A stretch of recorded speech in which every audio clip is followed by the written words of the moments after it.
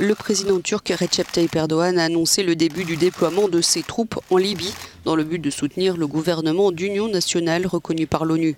Un déploiement attendu depuis le vote la semaine dernière du Parlement turc suite aux dernières attaques aériennes meurtrières menées par le maréchal Haftar qui tente de déloger le gouvernement de Tripoli depuis avril dernier.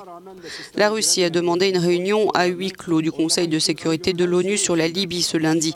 Selon des diplomates, les accords militaires prévoyant l'envoi des troupes turques en Libye en soutien de Tripoli et accords maritimes grâce auxquels Ankara peut étendre ses frontières en Méditerranée orientale devraient également être abordés.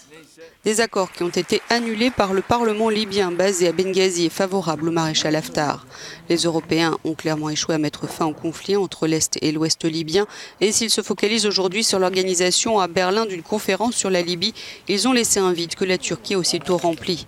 Il faut dire que l'offensive d'Haftar a été largement éclipsée par le conflit dans le nord-est de la Syrie ces derniers mois. Seule la Turquie a finalement réagi aux attaques des troupes du maréchal Haftar contre Tripoli. La dernière date de samedi. 30 personnes ont été tuées et 33 blessées dans un raid aérien contre une école militaire dans la capitale libyenne, selon le gouvernement d'union nationale.